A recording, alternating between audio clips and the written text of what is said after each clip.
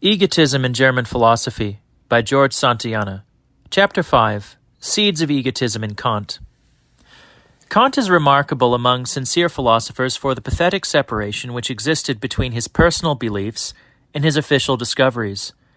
His personal beliefs were mild and half-orthodox and hardly differed from those of Leibniz.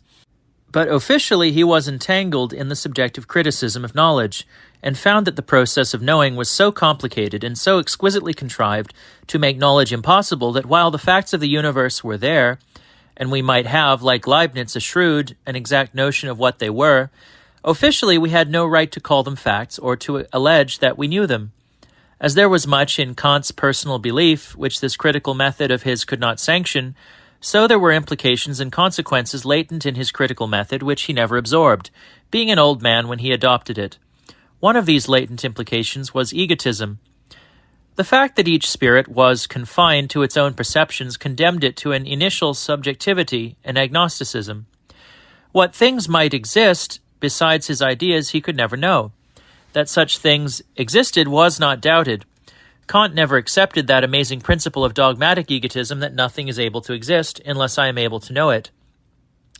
On the contrary, he assumed that human perceptions, with the moral postulates which he added to them, were symbols of a real world of forces or spirits existing beyond. This assumption reduced our initial idiotism to a constitutional taint of our animal minds, not unlike original sin, and excluded that romantic pride and self-sufficiency in which a full-fledged transcendentalism always abounds. To this contrite attitude of Kant's agnosticism, his personal character and ethics correspond. A wizened little old bachelor, a sedentary provincial scribe, scrupulous and punctual, a courteous moralist who would have us treat humanity in the person of another as an end and never merely as a means, a pacifist and humanitarian who so revered the moral sense according to Shaftesbury and Adam Smith that after having abolished earth and heaven he was entirely comforted by the sublime truth that nevertheless it remained wrong to tell a lie. Such a figure has nothing in it of the officious egotist or the Superman, yet his very love of exactitude and his scruples about knowledge, misled by the psychological fallacy that nothing can be an object of knowledge except some idea in the mind, led him in the end to subjectivism, while his rigid conscience, left standing in that unnatural void, led him to attribute absoluteness to what he called the categorical imperative. But this void outside and this absolute oracle within are germs of egotism, and germs of the most virulent species.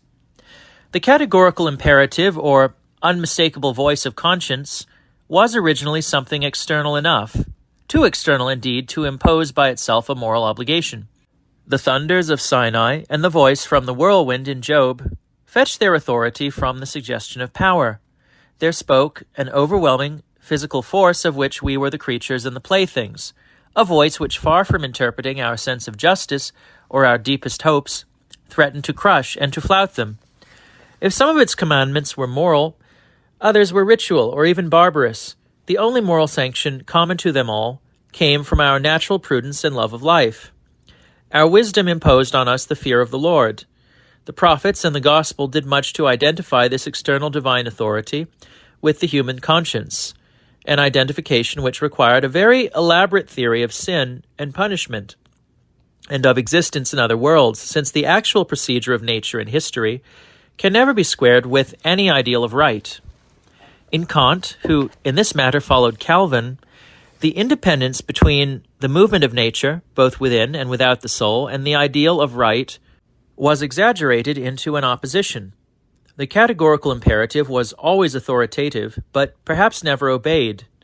The divine law was far from being, like the absolute will in Fichte, Hegel, and Schopenhauer, a name for a universal metaphysical force or even for the flux of material substance. On the contrary, the sublimity of the categorical imperative lay precisely in the fact that, while matter and life moved on in their own unregenerate way, a principle which they ought to follow overarched and condemned them and constrained them to condemn themselves. Human nature was totally depraved and incapable of the least merit, nor had it any power of itself to become righteous.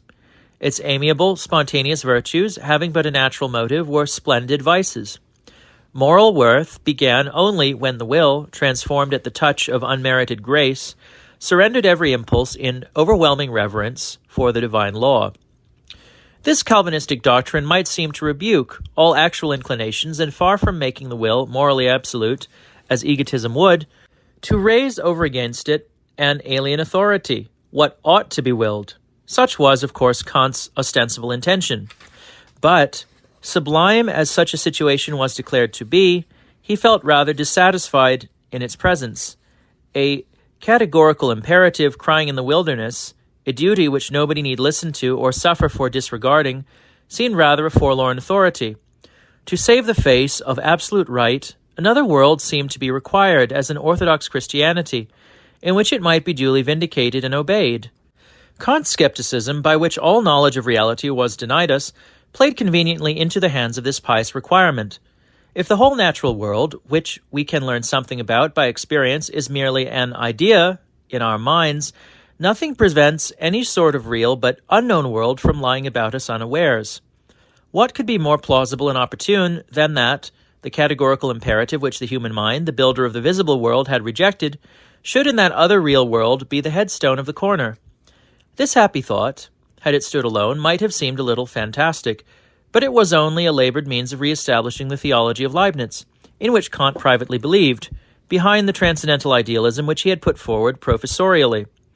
The dogmatic system from which he started seemed to him, as it stood, largely indefensible and a little oppressive.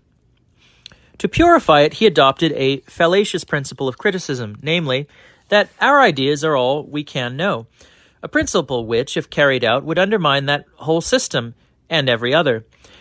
He therefore hastened to adopt a corrective principle of reconstruction, no less fallacious, namely, that conscience bids us assume certain things to be realities which reason and experience know nothing of.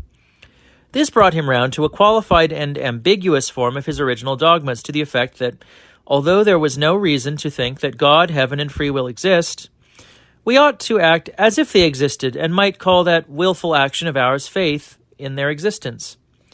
Thus, in the philosophy of Kant, there was a stimulating ambiguity in the issue. He taught rather less than he secretly believed, and his disciples, seizing the principle of his skepticism but lacking his conservative instincts, believed rather less than he taught them. Doubtless in his private capacity, Kant hoped, if he did not believe, that God, free will, and another life subsisted, in fact, as every believer had hitherto supposed. It was only the method of proving their reality that had been illegitimate, for no matter how strong the usual arguments might seem, and they did not seem very strong, they could convey no transcendent assurance. On the contrary, the more proofs you draw for anything, from reason and experience, the better you prove that the thing is a mere idea in your mind. It was almost prudent, so to speak, that God, freedom, and immortality, if they had claims to reality, should remain without witness in the sphere of knowledge, as inadvertently or ironically it was still called. But to circumvent this compulsory lack of evidence, God had at least implanted in us a veridical conscience, which, if it took itself seriously, as it ought to do, being a conscience, would constrain us to postulate what, though we could never know it, happened to be the truth. Such was the way in which the good Kant thought to play hide-and-seek with reality. The momentum of his transcendental method, however, led to a very different and quite egotistical conclusion. An adept in transcendentalism can hardly suppose that God, free will, and heaven, even if he postulates them, need exist at all. Existence for him is an altogether inferior category. Even a specific moral law, thundering unalterable maxims, must seem to him a childish notion. What the ego postulates is nothing fixed and already existing, but only such ideal terms as for the moment express its attitude. If it is striving to remember, it posits a past. If it is planning, it posits a future. If it is consciously eloquent, it posits an audience.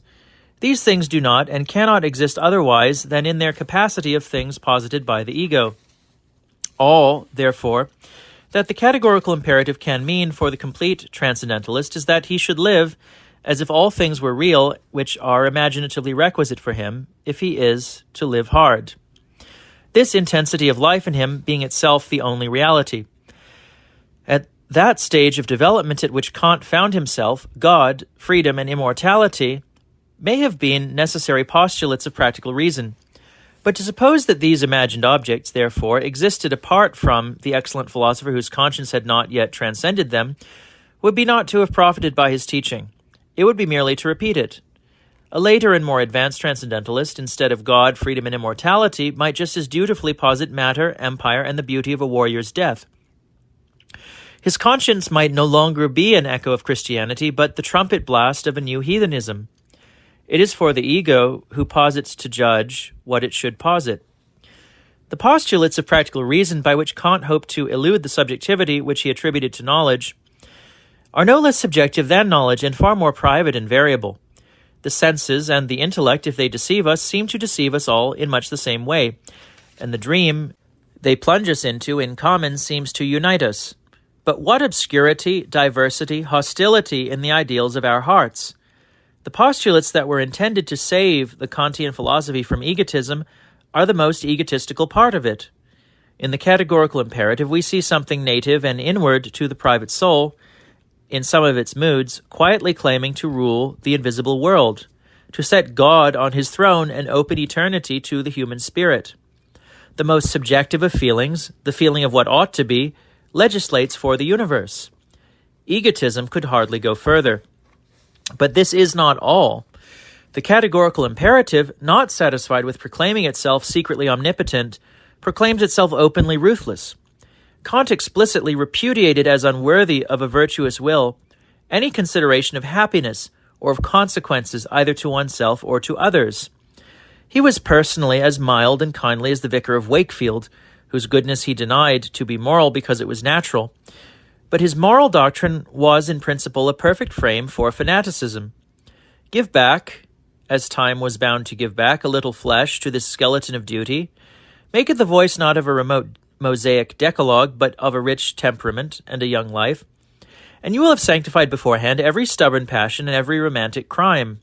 In the guise of an infallible conscience, before which nothing has a right to stand, egotism is launched upon its irresponsible career. The categorical imperative, as Kant personally conceived it, was that of the conscience of the 18th century, which had become humanitarian without ceasing to be Christian. The conscience of the Puritans passing into that of Rousseau. But the categorical principle in morals, like the ego and logic, can easily migrate. If today you are right in obeying your private conscience against all considerations of prudence or kindness, though you are prudent and kind by nature, so that this loyalty to a ruthless duty is a sacrifice for you, tomorrow you may be right in obeying the categorical imperative of your soul in another phase, and to carry out no matter what irresponsible enterprise, though your heart may bleed at the victims you are making. The principle of fanaticism is present in either case, and Kant provides in his transcendental agnosticism a means of cutting off all protests from experience, or common sense, or a more enlightened self-interest. These protests, he thinks, are not only ignoble, but they come from a deluded mind, since the world they regard is a creature of the imagination, whereas the categorical imperative, revealed to the inner man, is a principle prior to all worlds, and therefore not to be corrected by any suasion which this particular world, now imagined by us, might try to exercise on our free minds. Thus it is from Kant, directly or indirectly, that the German egotists draw the conviction which is their most tragic error. Their self-assertion and ambition are ancient follies of the human race, but they think these vulgar passions the creative spirit of the universe. Kant, or that soul within Kant, which was still somewhat cramped in its expression, was the prophet and even the founder of the new German religion.